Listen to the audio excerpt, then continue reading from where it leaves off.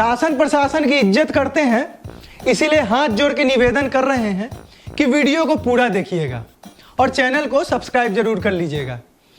और हमारे चैनल का उद्देश्य, हमारे शो का उद्देश्य किसी के भावनाओं को ठेस पहुंचाना नहीं है। हालांकि फिर भी अगर आपके भावनाओं को ठेस पहुंचती है तो आपको तो पता ही होगा, चाचा हमारे विधायक हैं। रुको जरा, सब्र करो। सच्चा विधायक, सच्चा विधायक, सच्चा। खैर छोड़िए, ये सब तो है बात की बात। अब अपने हम शो को शुरू करते हैं। आइए पहली स्टोरी की तरफ चलते हैं, जो कि है कश्मीर से।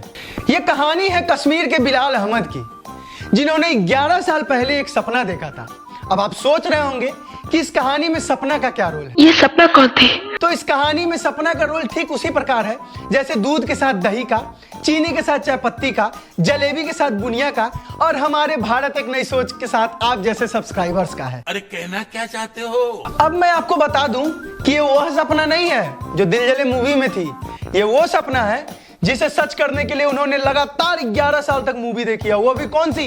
कोई मिल गया। अब कोई मिल गया मूवी से वो इतने इंस्पायर हो गए और पागल हो गए कि उन्होंने बना डाली जादू कार। अब आप सोच रहे होंगे कि ये जादू कार क्या है। तो ये वो जादू कार नहीं है। जैसे आपने कोई मिल गया मूवी देखी होगी, उसमें जादू को क्या करते हैं, बोरिया में ठूस देते हैं। अब बोरिया में ठूस देते हो, बेचारा देख तो पाता नहीं है, उसको धूप मिलता नहीं है, तो वो चार्ज कहां से होगा। ठीक उसी प्रकार यह कार भी काम करता है। यह कार भी धूप से चार्ज होता है और चलना प्रारंभ कर देता है। अब आइए सिलसिलेवार तरीके से आपको बताते हैं कि यह कौन सी कार है जो बिलाल भैया ने 11 साल के मेहनत से बनाई है। अभी मजा आएगा ना भिड़ो। तो ये कार है सोलर कार। यह कार भी हमारे जादू भैया की तरह काम करता है। जैसे हमारे जादू भैया के ऊपर एक बुढ़िया डाल दीजिए, वो धूप ले नहीं पाएंगे और हो जाएंगे डिस्चार्ज, कोई काम कर नहीं पाएंगे। ठीक उसी प्रकार ये कार भी काम करता है। अगर इस कार के ऊपर आप बोरा डाल दें, 3-4 बोरे अगर डाल दें, इनको धूप ना मिले तो ये कार भी नहीं चलेगी, क्योंकि ये धूप से चलने वाली कार बनाई है इन्होंने। अब इस पे हमारे ऋतिक भैया का बयान आता है। मेरी शक्तियों का गलत इस्तेमाल किया गया माँ। ये दुनिया बहुत खराब है माँ। ऋतिक भैया तो हमारे बहुत रो रहे हैं। अभी किसी तरह बड़ी मुश्किल से उनको हम चुप करवा के आए हैं।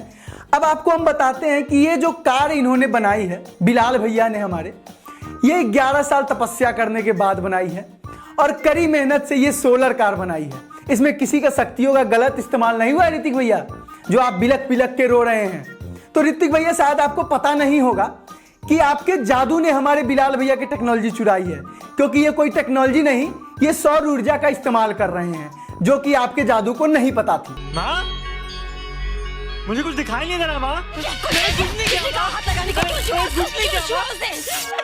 माँ, मुझे सब दिखाई दे रहा है। तो ऋतिक भैया को रोता हुआ छोड़ के हम चल रहे हैं दूसरे स्टोरी की ओर। अब सोच रहे हैं कि दूसरी स्टोरी की ओर चला कैसे जाए। साइकिल से चलना तो ठीक नहीं रहेगा, क्योंकि बहुत टाइम लग जाएगा। तो चलते हैं दुपहिया से। चलिए, तो दूसरी स्टोरी आपको बता दूं कि आलिया भट्ट जी ने Guinness book of world record में अपना नाम दर्ज करवाया है। नहीं पता? मैं बताता हूं। आलिया भट्ट जी विश्व की सबसे पहले प्रेग्नेंट होने वाली महिला बन गई है। ये कांड अप्रैल में हुआ, जब लॉकडाउन था। ये महज 2 वीक में अपने ट्विटर पर पोस्ट डालती हैं। शिव जी की कृपा हुई तो एक दिन फूलसरी का एक छोटा सा लल्ला होगा मेरा कमोजी। ये सुन के आपको भी हंसी आ रही है ना? मुझे भी आई थी जब मैं पहली बार पढ़ा था। अब बढ़ते हैं इसी सिलसिले में जो आज की स्टोरी है उसकी तरफ। मुझे डर तो इस बात का लग रहा है कि कहीं हमारी ये बातें रणवीर भैया तक ना पहुंच जाए। अगर ये बात हमारी रणवीर भैया तक पहुंच जाती है तो वो हमको अपने हवेली पे बुला लेंगे, और उसके बाद हमारे साथ क्या होने वाला है आप देखना चाहेंगे? हमारे साथ होने वाला है ये।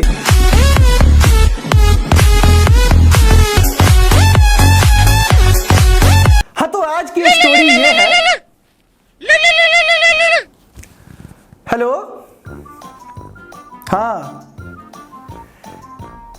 पेट्रोल का दाम सस्ता हो गया है। अच्छा, डीजल का भी? चल चल चल चल गाड़ी स्टार्ट कर।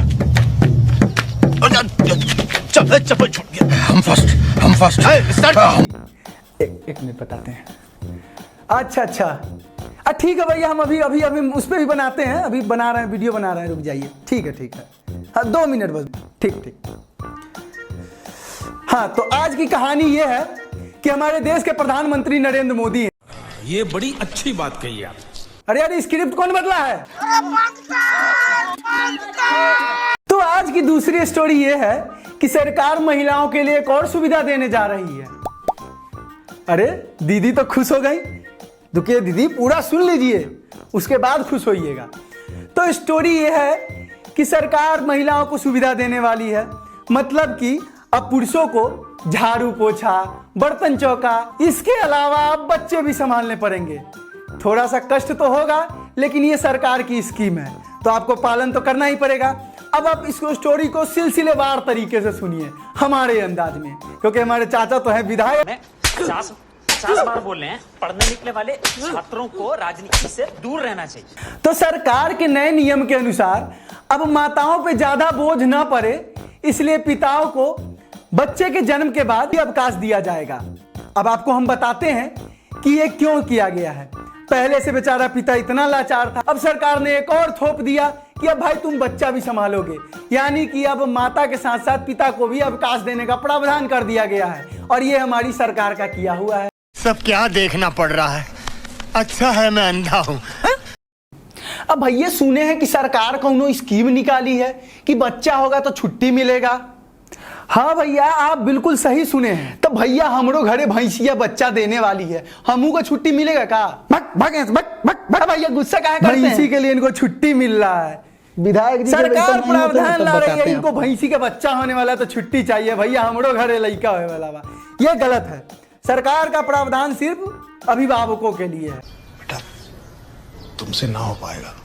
तो तीसरी खबर ध्यान से सुनिएगा, क्योंकि हो सकता है ये खबर सुन के आपका दिल दहल जाए, लेकिन ऐसा होगा नहीं, क्योंकि ये खबर है सुधीर चौधरी जी की, जो जी न्यूज के संपादक थे। अब आपको हम बताते हैं कि वह वही पत्रकार हैं जिन्होंने 2000 के नोट में चिप का आविष्कार किया था। 2000 रुपए के हर एक नोट पर NGC यानी नैनो GPS चिप लगा हुआ होगा। अब आपको जानने के लिए ये भी इच्छुक होंगे कि इनके जो फॉलोवर्स हैं उनके क्या हाल है, जो इनके DNA को रोज रात में इत्मीनान से बैठ के देखते थे। तो आइए अब इनके फॉलोवर की स्थिति दिखाते हैं।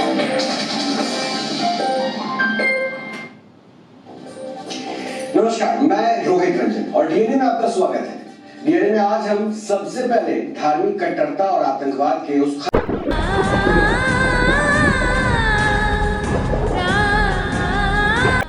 अरे भैया ये कौन आ गया? हमारे सुधीर भैया कहाँ गए? अब हमको कौन बताएगा कि 2000 के नोट में चिप मिलता है? कौन बताएगा कि केजरीवाल मुफ्त राशन देते हैं? कौन हमको बताएगा कि नेहरू की सिगरेट कितने की आती थी? और कौन हमको बताएगा कि जिहाद कितने प्रकार के होते हैं? भैया सुधीर भैया कहाँ गए हमारे?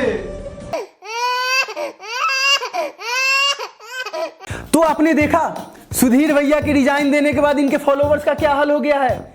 मेरा भी यही हाल था, क्योंकि मैं खुद उनका फॉलोवर था। लेकिन जब मैंने देखा कि सुधीर भैया ने रिजाइन दे दिया है, उसी दिन मैंने फैसला लिया कि मैं राजनीति छोड़ के और पत्रकारिता ज्वाइन करूंगा। सो मैं आ गया आप लोग के सामने, क्योंकि चाचा तो विधायक हैं हमारे।